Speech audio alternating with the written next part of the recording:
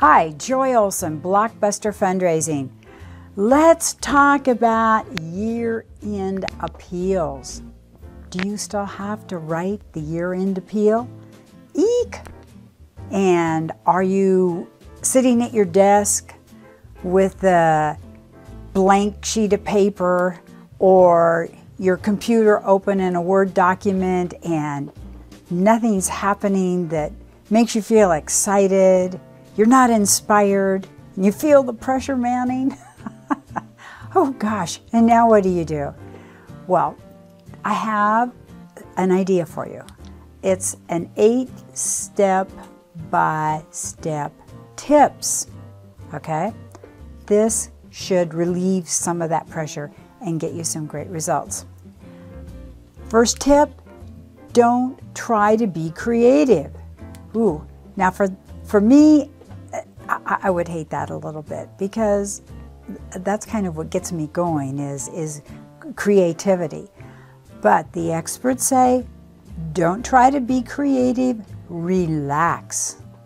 Why? Because you have a passion for the cause, right? So if you don't, they say, don't even bother with the remaining tips. So I ask you, if you have a passion for your cause, well, that's what is really essential. So your job really isn't at this moment to be creative. You need to let your passion show through. Because the key, they say the key to thinking creatively is to stop obsessing about creativity. And that leads us to tip number 2, focus on the donor. So take all that passion that you feel for the cause, forget being creative, focus on your donor. What's going to motivate your donor? This is the key to your goal of enhancing donor engagement, all right? But you're saying, oh my gosh, we've got thousands of donors and each one is unique. So how can I possibly focus on the donor?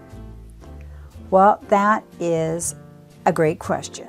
And the experts say that their advice for that stage of the creative process is to simply settle on one individual whom you know to be generous. And you know what else you can do? You can rely on that wonderful segmentation and have a few different messages to different segments. That really, I have found help. Okay, let's look at what the experts say about talking to a donor that you know to be generous. You're going to write this letter specifically to that donor. They say there's 2 options with that. Take a known donor to your organization, and it could be a donor that you've talked with on the phone, or it could be a donor that you know is a volunteer, and you know them well enough that you have some helpful insights to what motivates those donors, okay? And the second option here is if you really don't know any donors to your organization, and if you're development director, I don't think that's good. But then think of someone in your personal network who is generous and who logically could be a donor to your cause. I think that's kind of good. Because I can think of someone right now, some of my, maybe a friend that you know has a little bit of interest in what your organization does, and they're wealthy, but you've never gotten a donation from them. Well, pick them and write this appeal to them. And the experts say, don't pick your mom for this exercise. But it's okay to choose your next door neighbor, your aunt, cousin. But I think that you should really pick a friend that you know has the capacity to donate to a cause and you don't think that they have yet. All right, next tip here out of these 8 tips is remember the donor. Before you do anything else, write that person's name at the top of your page. Dear Betty, dear Mateo, dear Joy. Now you're going to pour over the material that you've gathered. You have a theme for this assignment, a reason. This is your year-end appeal. And fall in love with your cause, with that material, and use a little checklist to make sure that you've pulled everything together. When you're crafting your appeals, when you're writing your appeals, you'll want to be very clear on how your donor's gift is going to make such an impact, how that gift can be applied to make that impact, and how you can quantify that impact. It's got to be believable. They've got to feel like this is really going to happen. It's tangible. Like say $50 is going to fill a hungry child's backpack with food to last the weekend. So you've quantified it, and that's what your goal is. You want to make it clear, make them understand what the situation was like before your organization began to address this particular need and how things have changed.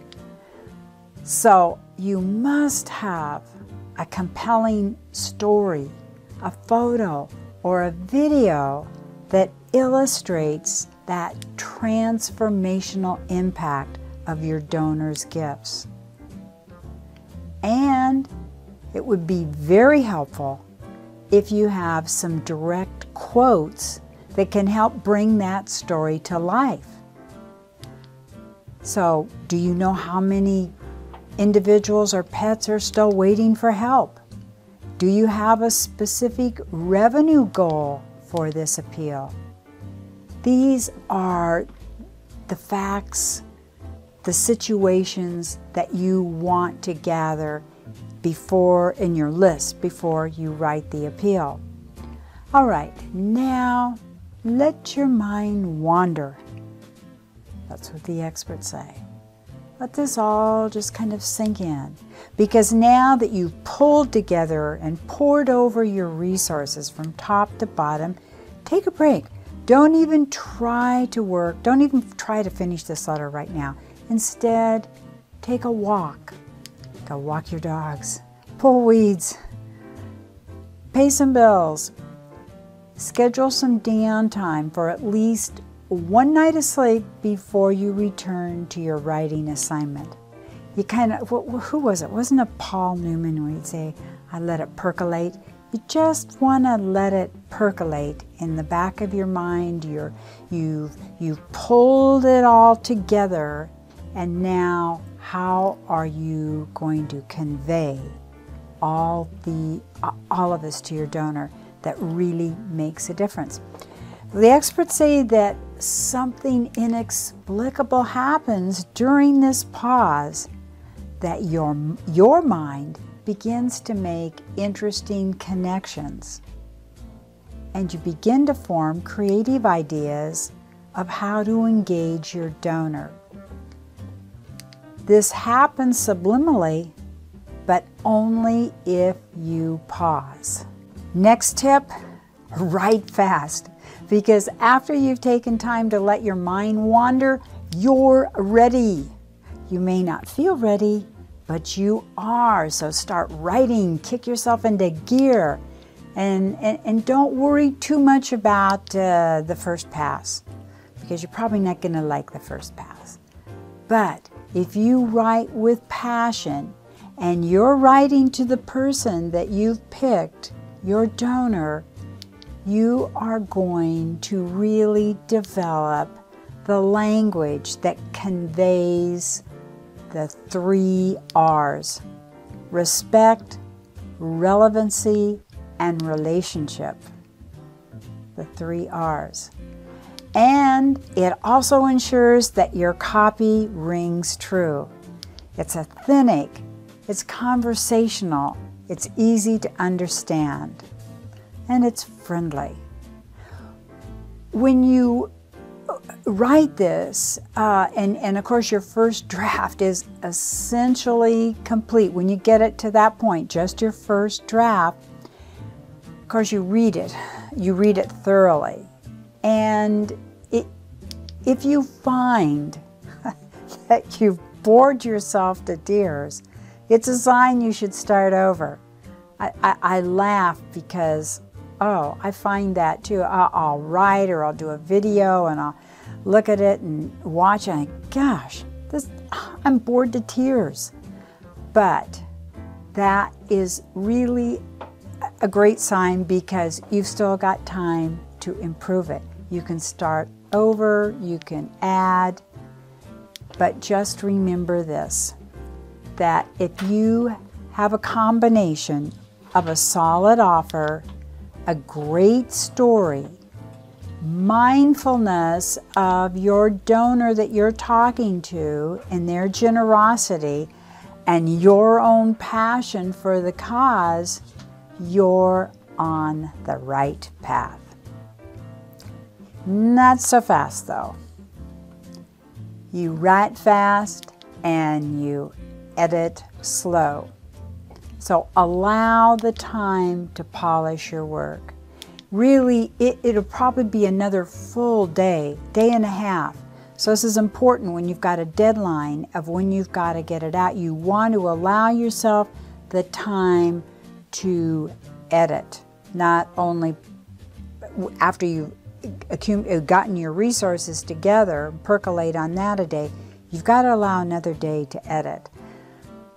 This is really important, and if you can do it the next day, it really helps because you've got a fresh perspective.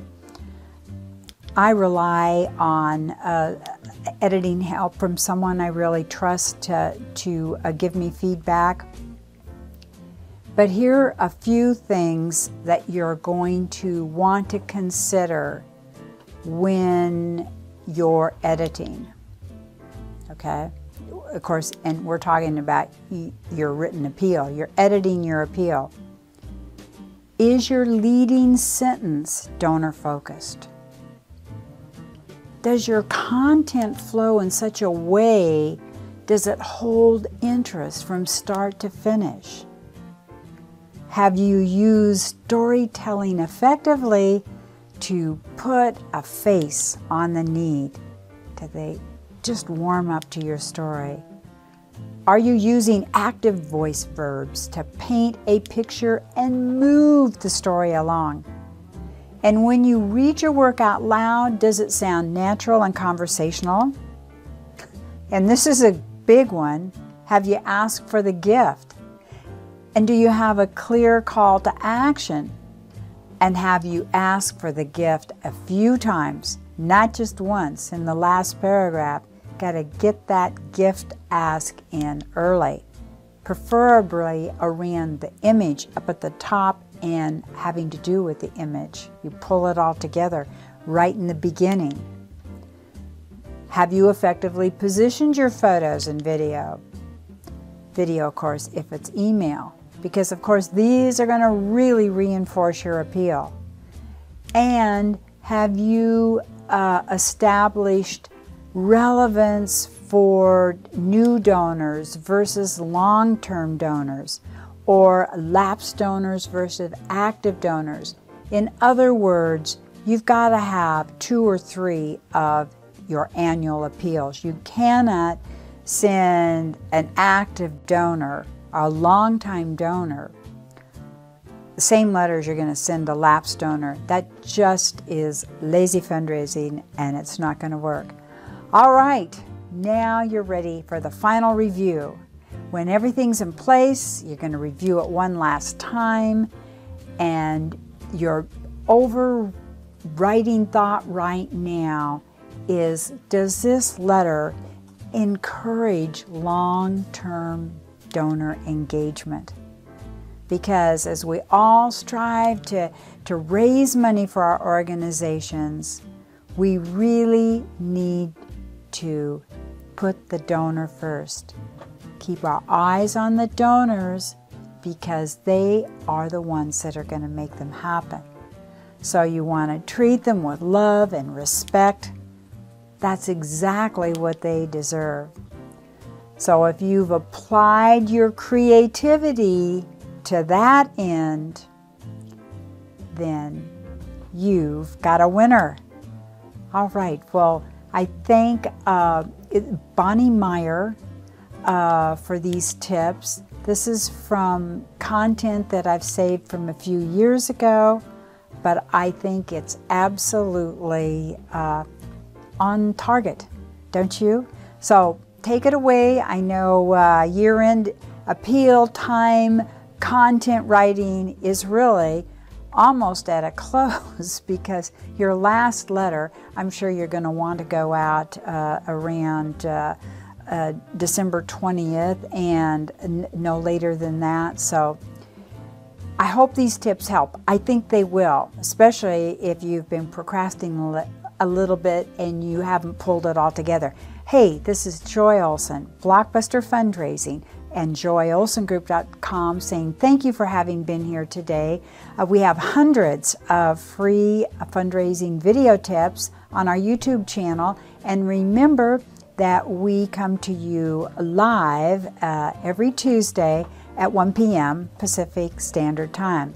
So thanks so much, happy fundraising, and I hope it's been a great week for you, and it will be a fabulous December. Bye-bye.